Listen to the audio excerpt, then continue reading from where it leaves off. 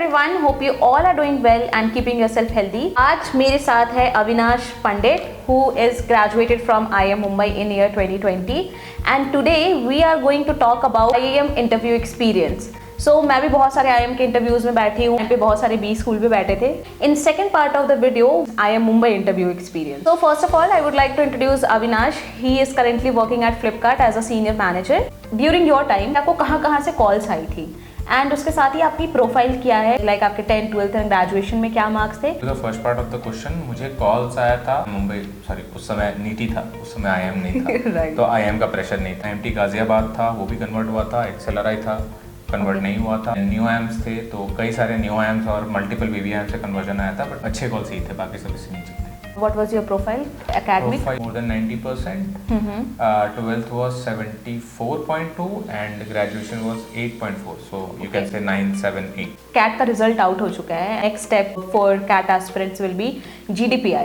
क्या tips and tricks आप अपनी तरफ से शेयर करना चाहोगे and what was your experience? Basic things that you need to remember, जो मोस्ट ऑफ द इंटरव्यूज में पूछे जाते हैं. अलग अलग कॉलेज का थोड़ा डिफरेंशिएटेड होता है. For example IIM Calcutta finance heavy या मैथ्स हैवी होता है, बट अहमदाबाद का थोड़ा सा स्ट्रैटेजी हैवी होगा या बैंगलोर का थोड़ा कंसल्टिंग हैवी होगा, बट बेसिक सेम रहते हैं. फॉर एग्जांपल चीज़ हो गया कैट्स, आपने जो भी किया है, आपने इंजीनियरिंग करी हो, BBA किया हो, BCom किया हो, जो भी किया है, राइट, आप उस चीज़ में स्ट्रांग होना चाहिए. को उनके बारे में क्वेश्चन किया जाएगा. 9% चांसेस रहते हैं यार कि वहाँ पे एक एलम भी बैठा होगा, वो आप ही की तरह कोई एक स्टूडेंट रहा होगा, maybe engineering, maybe something else, तो वो पूछ सकता है क्वेश्चन उससे related. Second part is current affairs, awareness, general knowledge.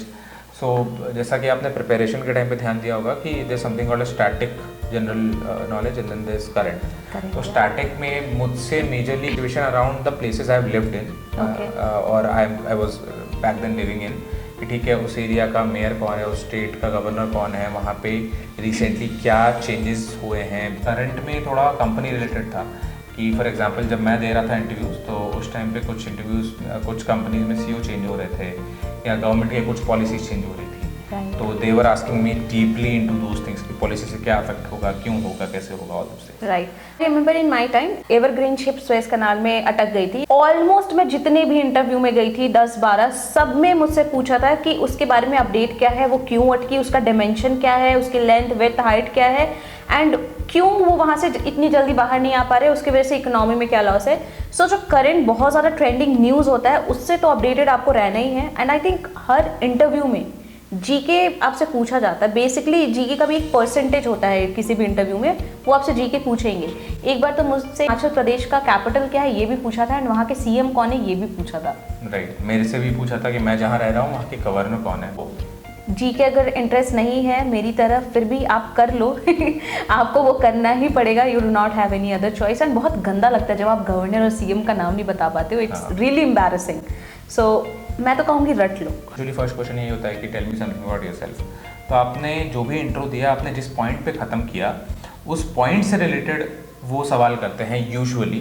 तो मैंने ये बहुत अच्छे से प्रिपेयर किया था कि मैं ऐसे पॉइंट पे एंड करूँगा जो कि सामने वाले के लिए इंट्रीगिंग हो और वो उस पर सवाल करें मुझसे. And I was prepared on it. तो दैट हेल्प मी अलॉट. बहुत शॉर्ट रखो, आप देख लो कि कहाँ किस कॉलेज में किस टाइप की चीज़ें चल रही हैं, आप उस हिसाब से प्रिपेयर कर लो. I prepare 2, 1 for 30 seconds, 1 for 90 seconds. तो उस तरह से प्रिपरेशन किया था.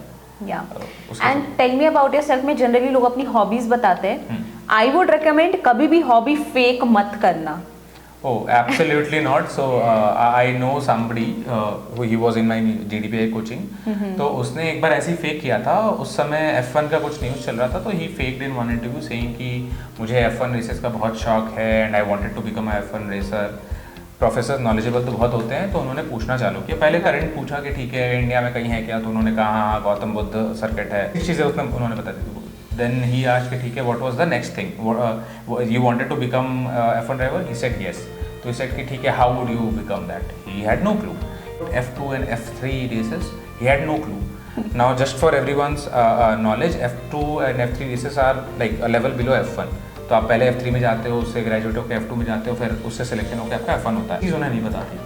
अब आप अगर ये कोट कर रहे हो कि I wanted to become F1 driver और ये नहीं पता है, तो that obviously means you are faking and he actually got it. So professors are very smart. वो पकड़ ही लेते हैं अगर आप फेक कर रहे हो, स्पेशली गलती से कहीं जो आपने बताया है वो उनकी भी हॉबी निकल गई, फिर तो आप गए। अच्छे से ग्रिल इंटरव्यू होगा। हाय, correct. So never fake it or fake it until you make it. Yeah, up to you. Up to you. We will come to second part of the video.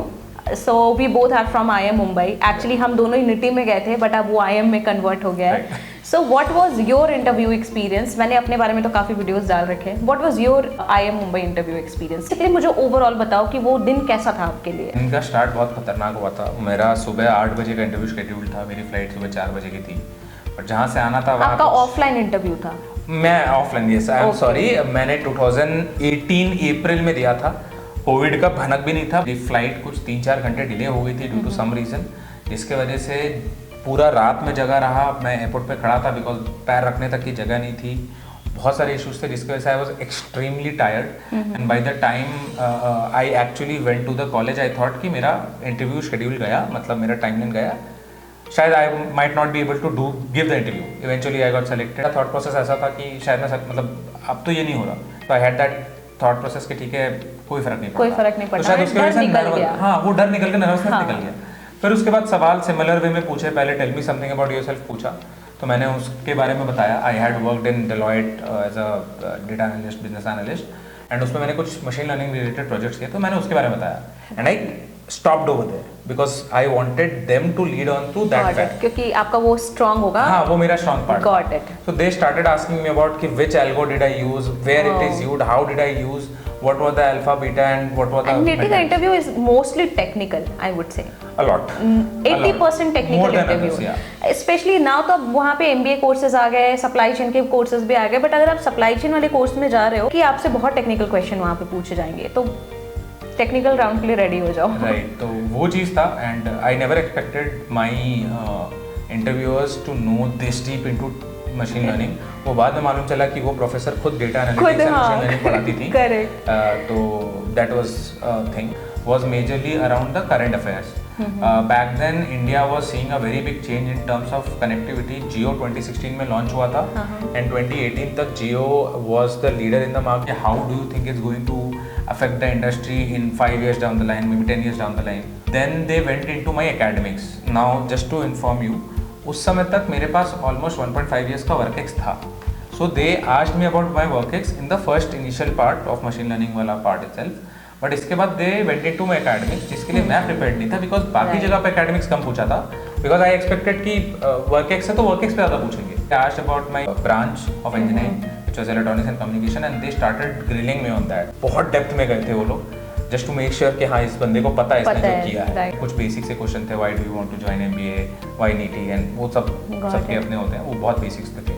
But हाँ, it was a full-fledged technical interview कि अगर आपके मुंह से कुछ निकल रहा है तो you should be pro at it. Got it. कितने ड्यूरेशन का इंटरव्यू था आपका? मेरा interview was something around 25 minutes. Oh, I will tell you guys. मेरा इंटरव्यू मैक्सिमम 5 मिनट का था, एंड वो I was cut in between, और मुझे जाने को बोल दिया गया था, and I was very clear, मेरा कहीं भी हो जाए यहाँ नहीं होगा। मुझसे टेक्निकल कोई क्वेश्चन नहीं पूछा था।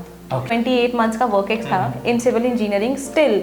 उसके अलावा उन्होंने मुझसे 2 महीने की इंटर्नशिप जो मैंने डिजिटल मार्केटिंग में की है उसके क्वेश्चन पूछे, एंड मैं उसका आंसर दे ही रही थी, मुझे बीच में कट किया, मुझे लगा ये गया, शायद मैंने कुछ गलत बोल दिया। All of you guys, this kind of interview is called grill interview.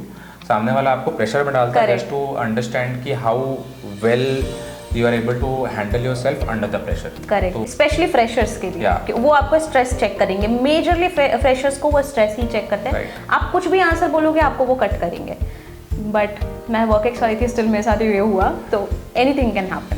Right, that was my story. मेरा सबसे बड़ा फंडा ये था कि मैं बिकॉज पूरी रात जगा हुआ था, तो ये सब जब बोल रहा था मुझे नहीं पता था मैं क्या बोल रहा हूँ, फ्लो में निकल एक बार डर निकल जाता है तो I think you be you.